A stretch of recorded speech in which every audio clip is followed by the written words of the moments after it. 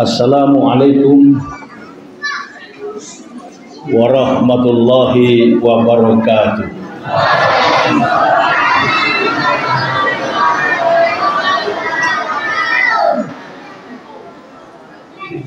Alhamdulillah. Alhamdulillahillazi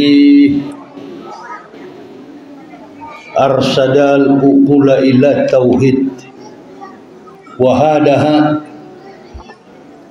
wa auduha adillata wahdaniyati wa jawlaha wa abtala bimarakhiril haq subahal batil. Ashhadu an la ilaha illallah wahdahu la syarikalah. Syahadatan arafa manaha wa amila zahiran wa batinan bimuqtadaha. Wa asyhadu anna sayyidana Muhammadan abduhu wa rasuluhu allazi la nabiyya ba'da. Allahumma fasalli wa sallim ala imamil abrar wal muqarribin sayyidina wa maulana Muhammadin wa ala alihi wa sahbihi al-ansar wal muhajirin wa alaina ma'ahum birahmatika ya arhamar rahimin. Ibu, bapak, saudara-saudaraku rahimakumullah, jamaah masjid Al-Mawaddah yang ada di Kota Pekanbaru, Provinsi Riau. Badan Kemakmuran Masjid, Takmir Masjid yang sudah hadir bersama-sama dengan kita. Dalam hal ini Bapak Ketua Masjid sudah memberikan sedikit wejangan kepada kita terkait dengan pelaksanaan pembangunan masjid dan beberapa nasihat yang sudah beliau sampaikan terkait dengan pelaksanaan tabligh akbar pada malam ini. Dan yang kami hormati, kami muliakan para alim, para ulama, tokoh-tokoh masyarakat yang ada di seputar kehidupan masjid, dan yang kami cintai, kami banggakan. Ma'asyiral muslimin wal muslimah rahimakumullah. Kita bersyukur kehadiran Allah Subhanahu wa taala.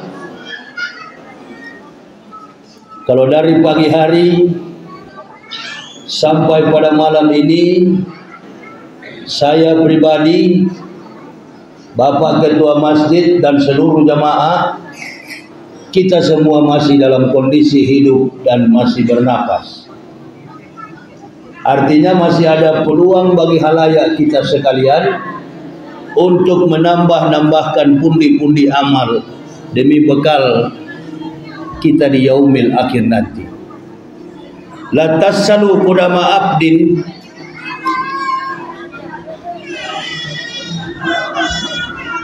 Coba diam bicara.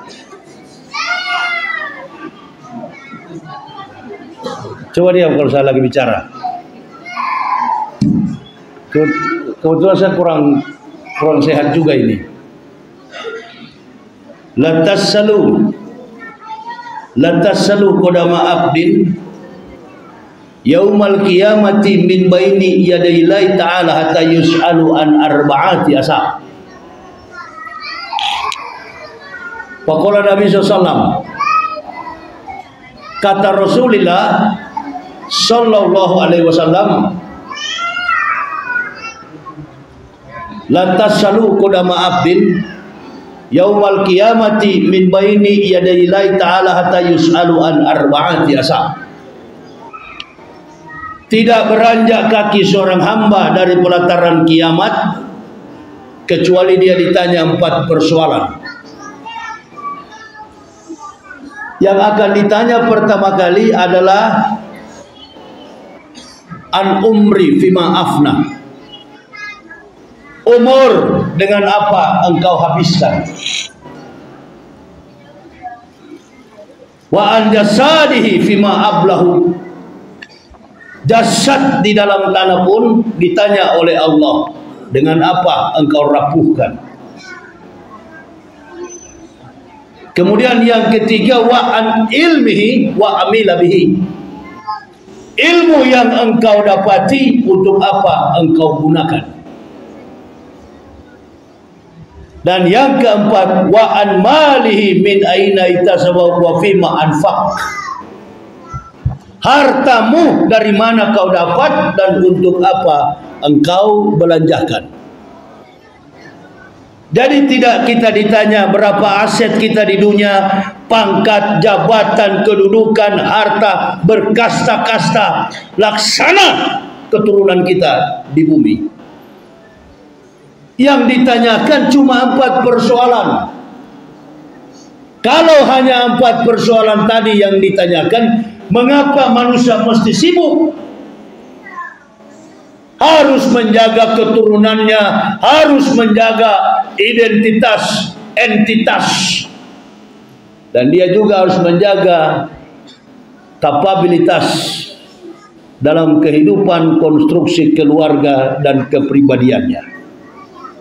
Sehingga kita selalu mendengar ada orang berkata, oh di sebelah sana bermata hijau, oh di sebelah sana keturunan raja, oh di sebelah sini keturunan sultan, oh di kesini keturunan orang kaya. Di dalam Islam tidak mengenal hal itu. Di dalam Islam sekali lagi tidak mengenal hal itu. Tadi malam saya katakan wal arrabu bitasubi. Itu dia. Orang Badui yang fanatis suku.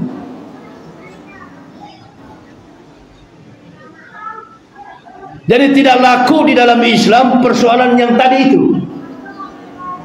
Yang akan ditanyakan adalah sepanjang usia kehidupan kita, untuk apa kita gunakan. Antum berusia 40 tahun, antum berusia 50 tahun. Bukan garis awal yang menentukan, garis akhir yang menentukan. Nah, ini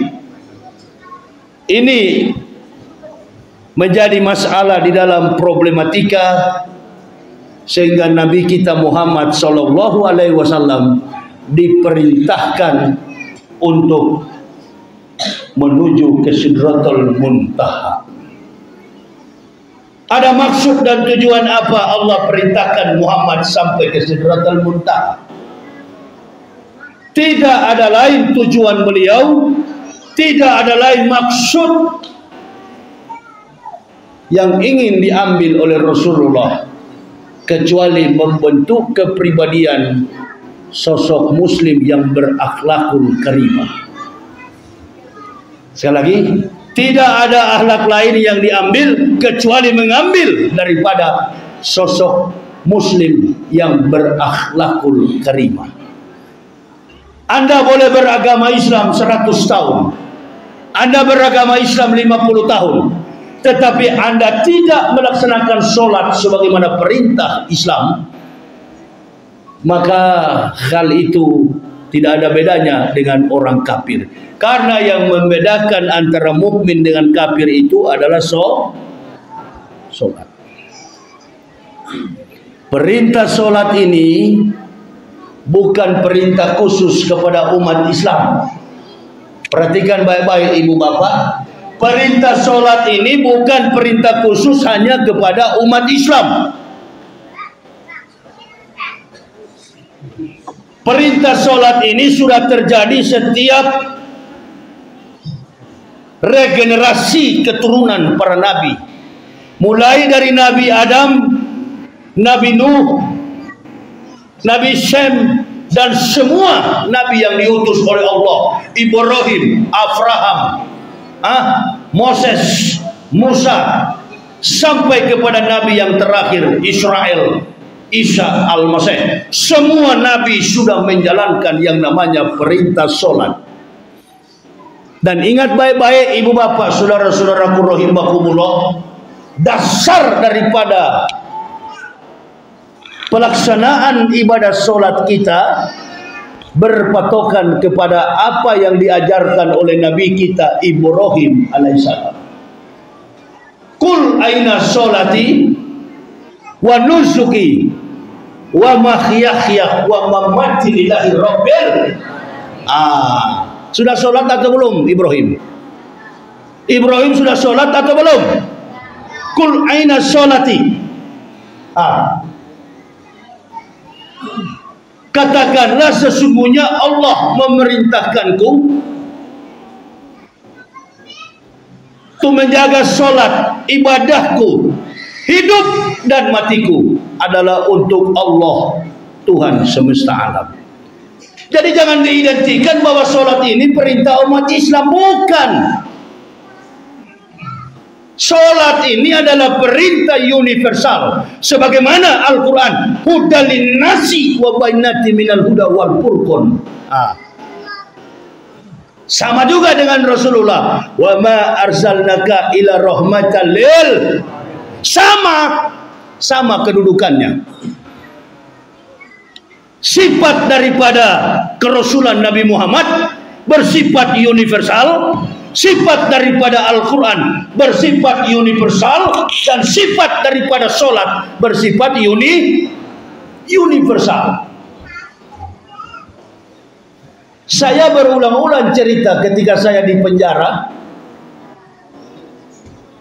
Saya di penjara sering jadi imam. Saya di penjara sering jadi khotbah, jadi khotib Jumat. Satu ketika datang orang Cina yang tidak bisa, cannot speak English. Dia tak bisa bahasa Inggris. Dia punya kasus judi online. Omsetnya itu sampai ratusan miliaran. Disita oleh Mabes Polri. Dia seorang kafirun. Dia tidak mengenal Islam, tidak pernah bersyahadat. Tetapi setiap kali umat Islam sholat, dia hadir sholat di situ. Ibu bapak boleh bayangkan. Berulang-ulang saya ceritakan peristiwa ini. Di dalam penjara saya khutbah, saya jadi imam rawatib. Datang seorang jamaah kepada saya, orang Jawa. Assalamualaikum Ustaz. Waalaikumsalam warahmatullah. Ada apa? Itu Ustaz tahu enggak? Belum tahu saya. Di kamar Ustaz, kamar 21, ada orang Cina yang bukan Islam. Setiap kali sholat fardu dilaksanakan, entah sholat subuh, entah sholat zuhur, asar, maghrib, isya, dia ikut kepada kita berjamaah Ustaz. Yang betul antum, betul Ustaz. Pantasan aja di depan kamar saya itu kan depannya ada masjid Ruhul Jadid. Masjid di Mabes itu namanya Ruhul Jadid.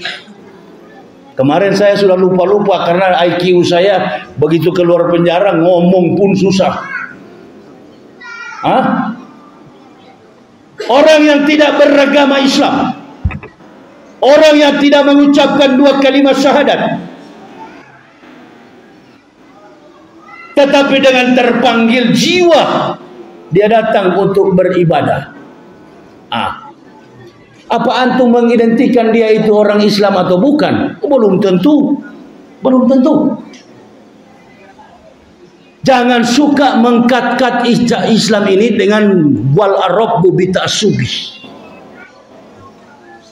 Semua orang bisa beragama Islam, jangankan manusia, jin sekalipun boleh beragama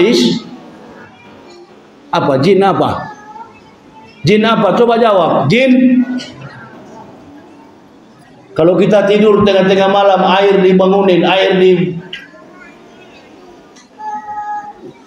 buka keran air kita. Jin siapa namanya?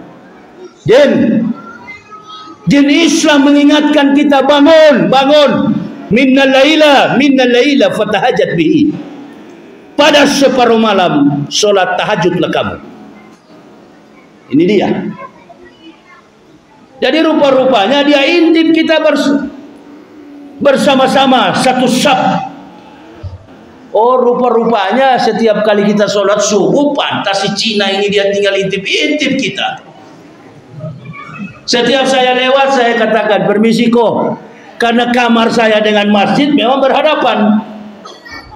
Dan di penjara orang tahu saya ustadz. Ada juga beberapa ustadz yang masuk penjara di situ, tapi kasusnya kasus lain. Kalau saya kan kasus karena membela kebenaran. Jadi nggak apa-apa 20 kali masuk penjara nggak jadi masalah. Tapi jangan antum masuk penjara karena uang umroh, uang haji, embat uang rakyat, embat uang jamaah. Jangan begitu, tidak bagus begitu. Kalau kita menegakkan kebenaran, kalau kita menegakkan, menghantam yang batil, to revive the truth, to bury the patient, mengangkat kebenaran, membunuh, menguburkan yang tidak baik. Itu adalah konsep kebenaran. Datanglah dia. Saya mau bertanya, kenapa Anda sholat subuh? Kenapa Anda sholat? Saya tidak bisa berbahasa Cina. Panggil seorang Cina bernama Jeffrey. Coba tanyakan dia, kenapa dia suka sholat? Dia bukan Muslim, dia nggak pernah sunat, dia nggak pernah syahadat. Mengapa dia suka sholat berjamaah?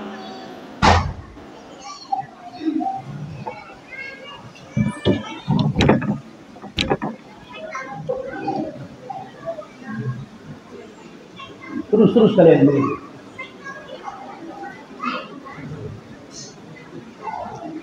Terus kalian begitu. Saya jaga nanti terus. Ini yang tidak disiplin. Saya dari Jakarta datang ke sini menata kedisiplinan. Agama kita ini lagi diutak-atik dengan ketidakdisiplinan.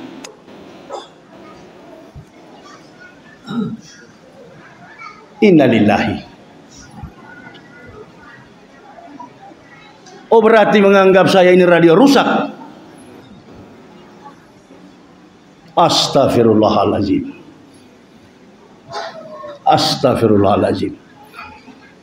Anda hargai orang yang datang dengan dasar kebenaran Allah.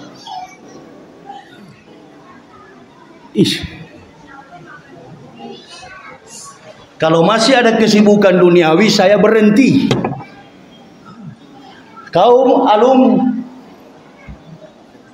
kalau bawa saya di masjid, tertibkan. Antum sudah tahu saya dari awal sampai sekarang manusia paling disiplin dalam berbicara tentang Islam.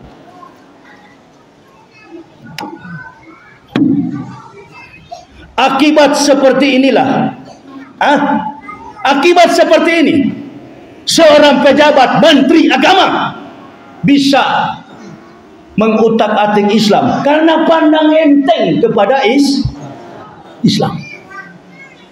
Cari muka kepada kafir, cari muka kepada orang-orang munafik. Ini ibu bapak, ku anfusakum wa ahlikum naro. Jagalah dirimu dan keluargamu dari api neraka. Satu ketika Rasulullah sementara mengajar di dalam masjid, Abu Jahal dengan istrinya mondar-mandir ke sana kemari. Mereka berteriak, Muhammad sedang membagi-bagi harta, Muhammad sedang membagi-bagi emas, perak dan lain sebagainya. Masa? Kata Abu Jahal, betul, Muhammad sedang membagi-bagi dinar. Begitu mereka cari, mereka lihat di dalam masjid, ternyata Rasulullah sementara berdakwah. Kecewa Abu Jahal. Rupanya bukan harta yang dibagi, tapi Quran dan kecewa. Ini ibu bapak.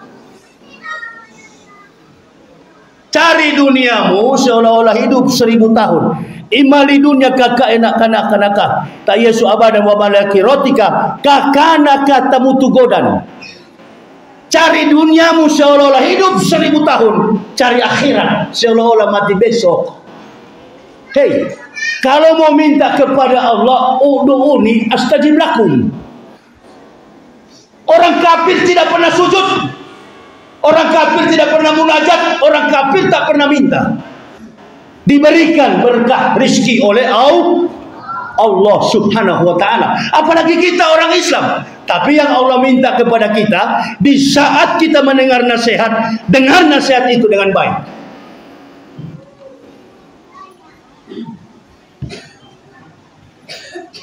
Susah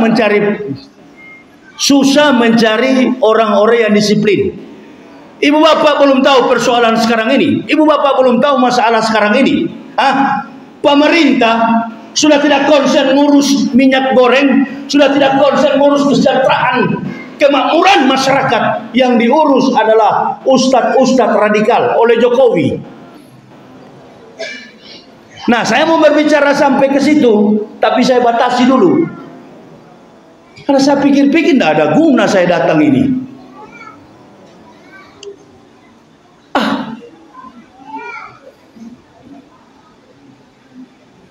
Ini susahnya kita ini, kalau ketemu ustadz yang mudah didatangkan, banyak tingkah. Kalau ketemu yang mahal, itu baru dia kapok.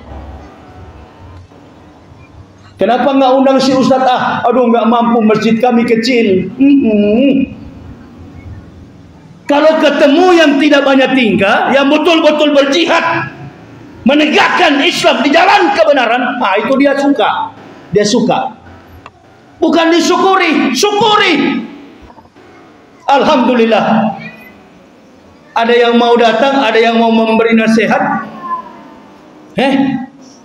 Islam kita di Indonesia ini semakin hari semakin terpuruk. Bu. Antum buka di YouTube, di Kerawang. Ada 7 ibu-ibu mengambil Al-Quran, duduk di atas Quran, injak-injak Al-Quran. Mereka orang Islam, bukan orang kafir. Kenapa? Kenapa bisa begitu? Karena ulama-ulama kita ini sudah terlena. Ulama-ulama kita ini sudah ditekan.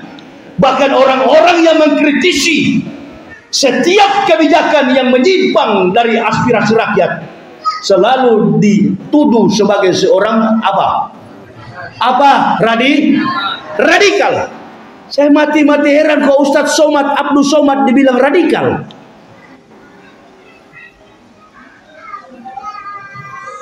Satu, dua, tiga, 4, 5, 6 presiden berganti, mulai dari Soekarno, Soeharto, siapa lagi? Habibie, siapa lagi? Megawati, semua presiden. Nanti di era Joko Widodo inilah terlalu banyak sekali mengutak-atik soal itu dia. Jadi yang bikin kacau negara kita ini bukan masyarakat. Masyarakat dari Sabang sampai Merauke hidup dalam ketertiban. Yang suka bikin ribut di masyarakat kita ini adalah pejabat. Antum kalau mau berani begitu. Begitu kalau mau berani, kalau memang betul-betul kau laki-laki begitu. Jangan diam-diam di kampung kecil ini, keluar ke sana. Saya masuk penjara bukan masalah saya, bukan masalah saya. Periksa berkasnya. Tahun 2019 saya bela Ustadz Abdul Somad diserang oleh seluruh pendeta yang ada di Indonesia. Saya serang, saya lawan semua pendeta di Indonesia. Dan saya katakan ke Mabes Polri, jangan Ustadz Somad yang ditangkap, Yahya Waloni siap ditangkap. Hanya karena bela kawan. Jadi kalau kau memang betul-betul pejuang, kau ustadz, benar-benar ustadz, Jangan suka memperalat pengacara. Jangan suka memperalat umat. Bertarung sendiri, berjuang sendiri, berjihad sendiri, mati sendiri demi menegakkan Islam. Saya masuk penjara, 3 pengacara yang ditawarkan, banyak sekali, ada ribuan pengacara menawarkan diri. Kami siap bela Ustaz. Saya bilang saya tidak perlu. Polisi tawarkan sama saya, Ustaz kami bela. Kami turunkan, kami utus catur bakti. Itu catur bakti itu adalah pengacaranya polisi. Saya katakan saya tidak perlu bela. Saya tidak perlu PH, penasihat hukum. Jaksa Agung menawarkan sama saya. Kami juga Ustaz ingin menawarkan lawyers, pengacara supaya bela Ustaz. Saya katakan percuma Pak Jaksa Agung. Tetap saya tidak terima semuanya. Saya hadapi masalah ini dengan cara saya sendiri. Hanya bergantung kepada Allah. 14 pengacara jaksa penuntut umum menyerang saya. Kebanyakan orang Manado, orang Batak yang notabene bukan beragama Islam. Mereka mengutak-atik saya. Mereka menyerang saya. Dan setiap pertanyaan yang mereka tanyakan, bahkan hakim bertanya, saya katakan betul semua Pak Hakim, betul semua apa yang dikatakan jaksa penuntut umum, nggak ada yang salah, saya yang salah Pak Hakim. Loh, kok bagaimana terdakwa ini selalu mengaku salah, nggak pernah mengaku benar? Karena saya tahu yang benar itu hanya di hadapan Allah. Biarkan nanti Allah yang bela. Nanti Allah yang bela. Saya tidak punya kenalan satupun. Polisi saya tidak punya kenalan. Jaksa tidak punya kenalan. Hakim apalagi tak punya kenalan. Dari sekian banyak orang di Mabes Polri yang dihukum, hanya 1 yang paling ringan hukumannya, Yahya Waloni, cuma 5 bulan. Amin ya Rabbal. Amin. Yang lain bayar sampai miliaran. Bahkan masih ingat kasus Ahok, sama pasalnya. Pasalnya sama, 156A, penista terhadap agama orang lain. Roh Kudus saya robah jadi Roh Kudis. Itu dia. Matius, Markus, Lukas, Stefanus, Stetanus, Spiritus, Capticus. Itu. Ini. Jadi saya kira Ibu Bapak, saya tidak bisa panjang lebar bicara, hanya sampai ke situ saja bicara saya. Karena saya pikir-pikir, energi saya ini buang-buang percuma. Besok saya mau ke Rohul, masih ada beberapa 7 tempat saya mau ceramah di Mahato, Rohul. Lebih penting saya ke sana, ditunggu umat di sana. Sekali disiplin ditanamkan, sampai ke liang lahat antum harus disiplin, sampai mati kau harus disiplin. Jangan pernah berubah. Sudah ada contoh tuh, kiai besar. Kiai besar dalam persoalan teologis, dalam persoalan umat seperti ini, sebenarnya yang banyak pegang peran penting bukan Jokowi. Yang banyak pegang peran penting adalah Ma'ruf.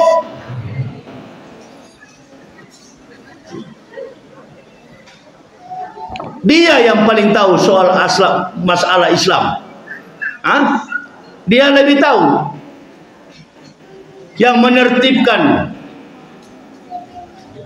dunia ini, Indonesia ini adalah ulama.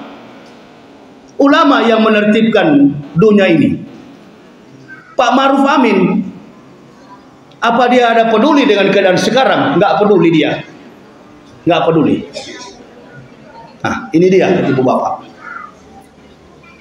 Sementara ustadz-ustadz kita diserang satu persatu.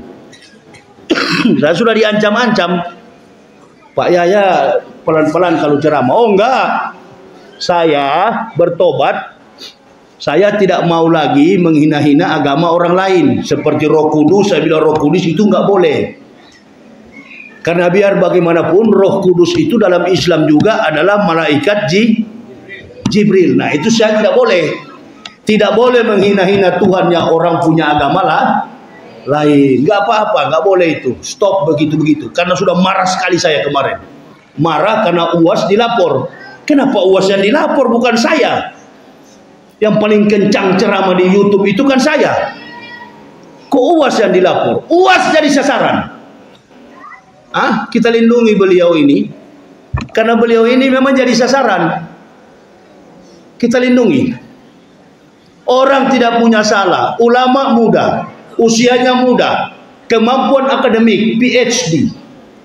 Ini Menteri Agama sarjana dari mana? Oi kawan. Sarjana dari mana? Apa nak sekolahnya? Iko. Ya. Kita dianggap radikal, kita dianggap keras, tapi kita punya kemampuan akademik. Kita punya kemampuan mengkritisi setiap kebijakan pemerintah. Bukan benci kepada pemerintah, sayang kepada pemerintah. Pak Ma'ruf Amin, Pak Jokowi adalah orang tua dalam sistem demokrasi. Mereka adalah orang tua. Anaknya 167 juta jiwa yang ada di Indonesia. Termasuk anak-anaknya itu adalah para ulama-ulama, para ustadz-ustadz. Kok bisa-bisanya 180 orang jadi radikal? Siapa-siapa itu? Pasti Yahya Waloni ada juga di dalam situ.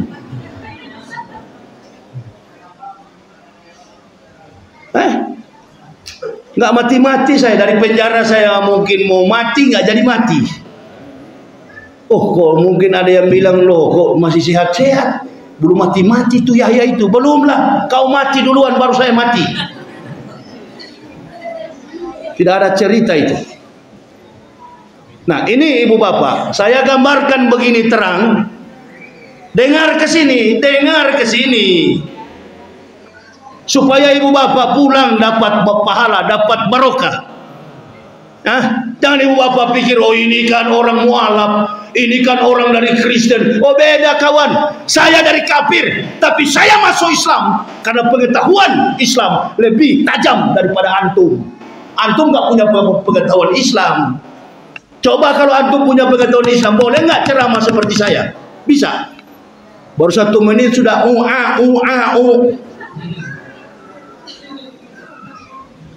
Jangan pakai sifat pandang enteng itu ya. Al-Islamu mahjubun bil muslimin. Al-ilma bil kasab labih nasab.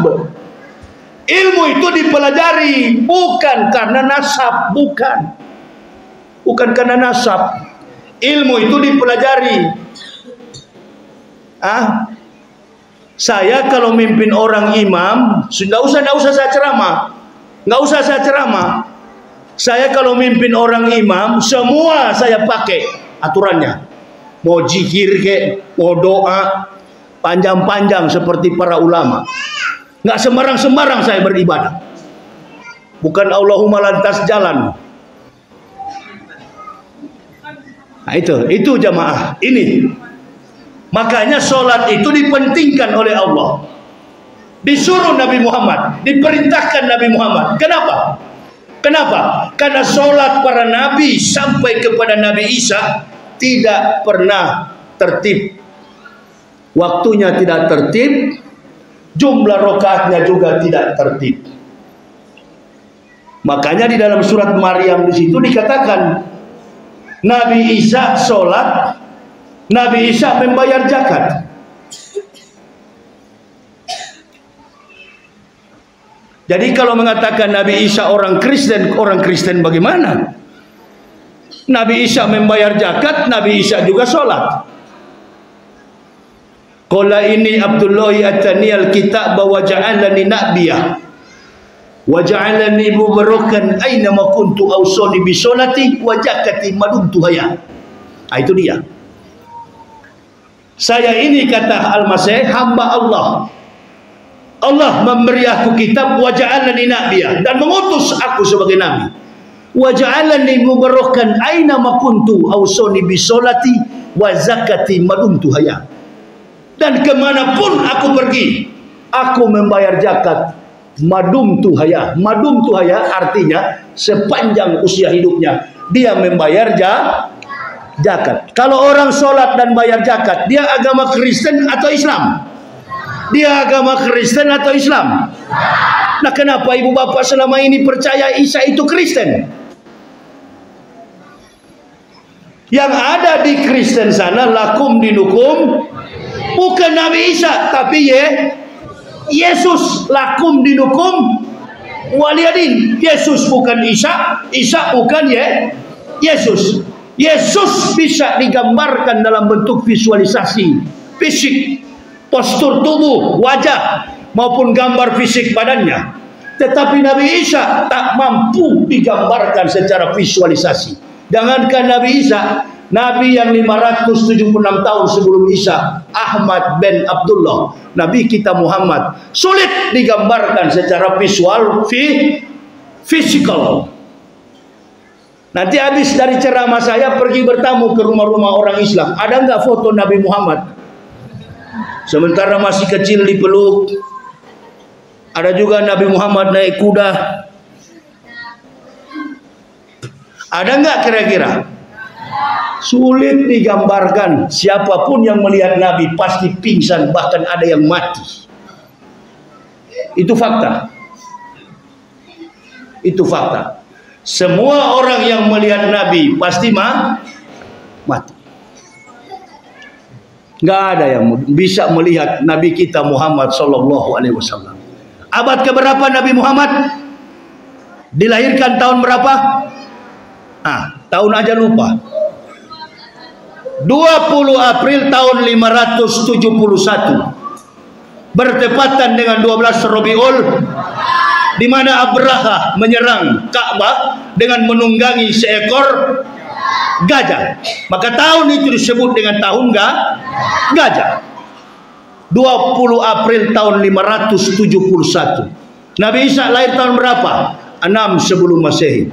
620 tahun rentang waktunya Nabi Muhammad tak punya foto. Bagaimana mungkin Al-Masih ada fotonya? Bule dari mana jadi Tuhan ini kira-kira? Ini ibu bapak. Supaya ibu bapak ini jadi pintar, saya mau jelaskan. Komplain Isa adalah nabi kita, Musa adalah nabi kita, Soleh adalah nabi kita. Semua nabi yang datang dalam panggilan Rasulullah, ketika dari Masjidil Haram ilal Masjidil Aqsa. Perhatikan kalimat isim yang mentasbihkan Allah. Perhatikan baik-baik ya. Isim yang mentasbihkan Allah. Subhanallazi asra bi abdih laila minal Masjidil Haram ilal Masjidil Aqsa. Perhatikan baik-baik. Abu Jahal bukan orang beriman, kafir. Abu Jahal adalah kafir. Abu Jahal, Abu Lumpur, siapa yang di Indonesia ini? Abu Janda, Abu Gosok, Abu Cepatu. Ini dan abu-abu lain. Nah, dia orang kafir, tidak menerjemahkan dengan baik kalimatullah. Dia tidak menerjemahkan dengan baik. Subhanallazi asra bi abdi. Kenapa tidak dikatakan subhanallazi asra bi Muhammad, tapi dikatakan subhanallazi asra bi abdi, disebut hamba. Tadi saya memulai dengan mukadimah, asyhadu an la ilaha illallah syahadataman arafa manaha wa amila zahiran wa batinan bi muqtadoha. Jadi ada yang bertanya sama saya, Ustaz, itu Nabi Muhammad itu waktu di Isra Mi'rajkan itu tubuhnya atau ruhnya? Tubuhnya atau ruhnya?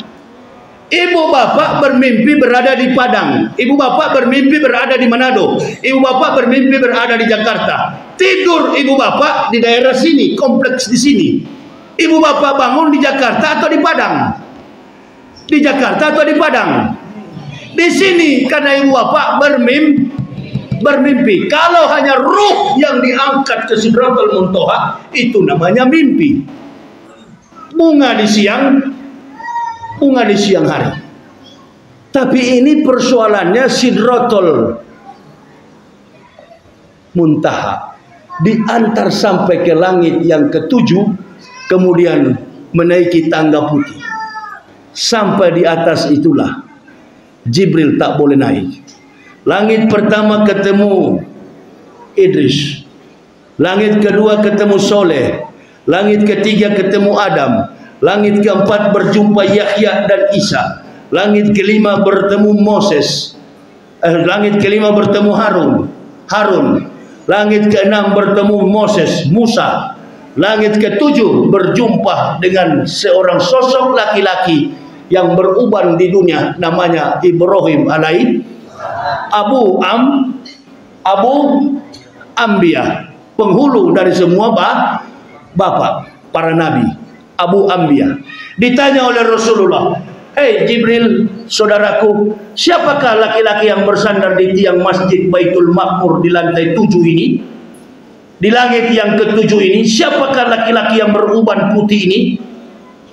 Karena laki-laki di dunia ini yang pertama kali beruban di dunia adalah Nabi Ibrahim. Dijelaskan oleh Jibril alaihissalam, laki-laki itu adalah Ibrahim alaihissalam, Abu Ambiya, sedangkan engkau Muhammad adalah Sayyidul Ambiya, penghulu dari semua nabi. Namanya Ibrahim alaihissalam, laki-laki pertama di dunia yang rambutnya beruban. Berangkatlah Rasulullah naik ke Sidratul Muntaha. Sampai di Sidratul Muntaha, malaikat Jibril tak boleh naik, tunggu sampai di lantai 6, lantai ke-7, langit 6 dan 7. Rasulullah berdialog dengan Allah. Apa Sidratul Muntaha itu? Sidratul Muntaha dalam kitab Durratun Nasir yang saya baca, Dokoikul Akbar, dalam buku para ulama yang saya baca, Dokoikul Akbar, Ta'alimu Ta'alim, sering juga disampaikan dalam sebuah majelis ilmu para ulama. Itu adalah sebatang pohon yang menjulang tinggi, daun-daunnya itu bertuliskan nama-nama manusia yang kembar. Nah, itu disebut dengan Sidratul Muntaha. Nah, di sanalah Allah berikan perintah kepada Rasulullah, "Ini Muhammad, ajarkan umatmu dengan 50 waktu dalam sehari." Bukan 5 waktu. Mestinya umat Islam diajarkan 50 waktu dalam satu hari.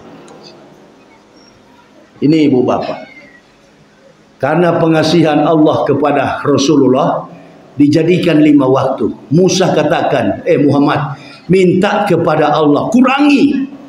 Saya memimpin Bani Israel, jangankan 50 waktu, 1 waktu dalam sehari tak mampu bangsa biadab Israel melaksanakan sholat, apalagi umatmu 50 waktu. Bolak-balik Rasulullah naik minta sampai jatuh ke 5 waktu. Di 5 waktu Musa katakan, 5 waktu pun nggak akan mungkin habis, tidak mungkin. 5 waktu tidak akan mungkin umat Nabi akan selesai, akan mampu melaksanakan sholat 5 waktu. Nggak akan mungkin. Sampai kapanpun umat Nabi tidak akan mampu. Benar yang terjadi sekarang. Sampai hari ini tidak ada satupun umat Islam yang mampu melaksanakan itu. Ini kita banyak begini karena ada tabligh akbar. Sudahlah. Kalau tidak ada tabligh akbar, paling tinggi 2 saf. Saya tahu. Saya tahu, apalagi masjid-masjid di pinggir-pinggir begini, alamak. Jadi jangan pandang enteng sama saya, jangan sombong saya juga naik. Itu dia. Karena ini bekas dari manusia sombong, jangan sampai kamu lagi sombong saya. Ini. Jadi ente baru belajar sombong, sombongnya buang dulu lah. Ya. Antum boleh bangga lah, kalau antum berilmu ya saya bangga sekali itu. Tapi kalau antum bangga, antum tidak punya isi di kepala, ngapain? Hah? Boleh antum bangga, tapi kepalamu isi penuh dengan ilmu. Ah, itu dia. Tapi kepalamu kosong, bagaimana kau sombong? Itu dia ya. Nah di Indonesia begitu kebanyakan, banyak sombong, isi kepala kosong. Itu dia. Mulai dari presiden sampai ke bawah, isi kepalanya kosong. Itu kata Rocky Gerung, oksigennya habis. Itu dia. Jadi kepada ibu bapak, saudara-saudaraku, simaklah dulu dengan baik apa yang menjadi petunjuk Nabi kita Muhammad SAW. Saya nggak bisa panjang lebar. Insya Allah di lain waktu kita lebih disiplin lagi. Sekali menerapkan disiplin sampai ke liang kubur, sampai mati kita tetap disiplin. Saya begitu dari dulu ya. Nah, ini Alung sudah tahu sifat saya. Dulu saya waktu mau ceramah, banyak sekali orang-orang FPI mau kawal. Saya bilang jangan pakai kawal. Saya tidak perlu ada pengawal. Tanya nih Alung ini. Brigade 08. Nanti kami kawal Ustadz dari hotel. Nggak usah Lum, tunggu aja di hotel. Tunggu aja di masjid. Begitu. Jadi ibu bapak, dengar-dengar baik-baik. Dengar-dengar ke sini. Nggak jadi masalah. Insya Allah lebih berguna. Lebih berguna. Ya.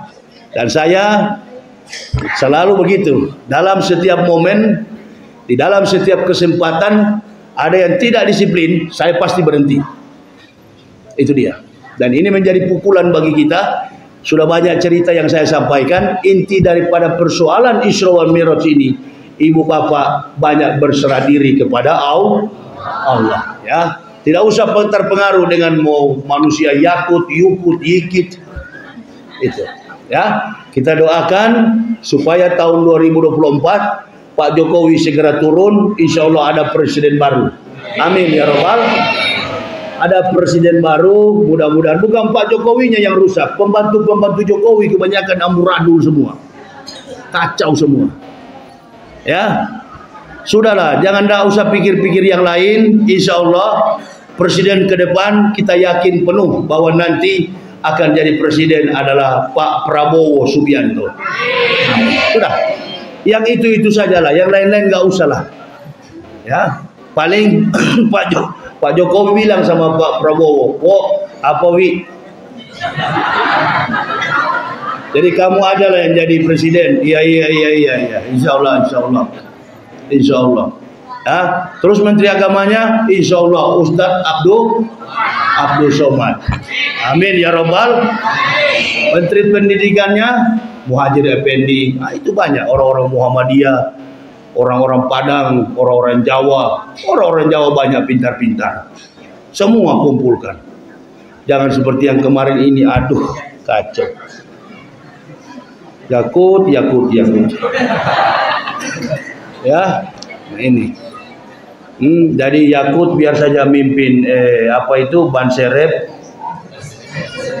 Siapa Banser? Ya kan? Iya. Saya tetap jadi ustadz untuk mendakwahkan Islam. Amin ya Rabbal alamin. Imam-imam, ustadz-ustadz yang ada di MUI pusat, wah itu dia. Orang-orang hebat. Angkat.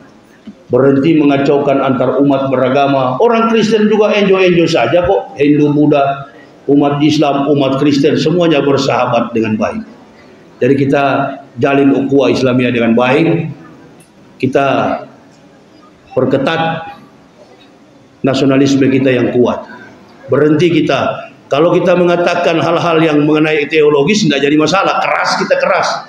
Tapi untuk menghina Roh Kudus, aduh, cap tikus segala macam berhenti sudah. Tobat saya. Di dalam penjara yang ngasih makan sama saya orang kafir juga, orang Kristen juga. Kemarin di televisi ada yang ngomong kan? Jangan bilang kafir katanya. Jangan bilang kafir karena semua orang di Indonesia sudah beragama. Ini Bapak ini lupa. Ada kalimat dalam Al-Maidah. Laqad kafara allazina qalu innallaha masihub ibnu Maryam. Kafirlah orang-orang yang berkata Isa anak Maryam adalah Tuhan selain Allah. Jadi jangan, kalau bukan ahli tafsir, nggak usah nafsir Quran. Nanti antum jadi nafsi. Ya, biarkan itu kepada al-mufassirin, orang-orang yang ahli tafsir. Saya pun begitu. Saya hanya boleh menyampaikan apa yang saya mampu, apa yang saya bisa. Selain daripada itu saya nggak bisa sampaikan. Jadi ibu bapak, saudara-saudaraku, inti dari Isra Mi'raj ini, mari kita bersatu, mari kita menjalin ukhuwah Islamiyah agar terjalin kebaikan antara umat beragama yang ada di negara kita. Amin ya Rabbal. Tetangga-tetangga kita yang di sana, Matius, Stefanus, Tetanus, Spiritus, itu. Yakinkan mereka, daripada kau ke gereja jauh, nah, ayo ke masjid dekat. Ya aja dia. Nah apa-apa. Bukan masuk Islam. Ibadah di dalam di penjara begitu. Saya nggak Islamkan orang, tapi banyak yang masuk Islam. Ada itu podcast saya dengan Deddy Corbuzier. Katanya Ustadz banyak Islamkan orang. Oh, saya bukan Islamkan orang. Orang yang tanya sama saya, Ustadz kami kan kalau Kristen kan seminggu sekali pendeta datang. Lama kami nunggu pendeta datang. Jadi boleh nggak kira-kira kami ikut sholat? Oh alhamdulillah, ayo sama-sama kita sholat. Tapi kami nggak masuk Islam Ustadz. Nggak jadi masalah, pakai sarung silakan. Pakai sarung nggak apa-apa. Yang penting sholat. Akhirnya sholat nggak mau keluar. Wah kayaknya enak di Islam ini kayaknya. Nah, dan itu bukan orang-orang, nah, biasalah orang di Mabes bukan orang pencuri ayam. Nggak ada pencuri ayam masuk di Mabes itu, nggak ada. Omset mereka itu minimal 10 miliar. Orang-orang berduit semua yang masuk ke sana itu. Jadi bagaimana kira-kira ini Ustadz? Kami sudah tidak bisa keluar lagi. Nah, nggak tahu saya. Saya kan bilang, coba saja dulu. Kalau nggak enak, keluar lagi. Itu caranya. Nggak usah paksakan. Lakum dinukum la ikra hafiddin. Tidak ada paksaan untuk memeluk agama Islam. Udah ribuan saya Islamkan orang.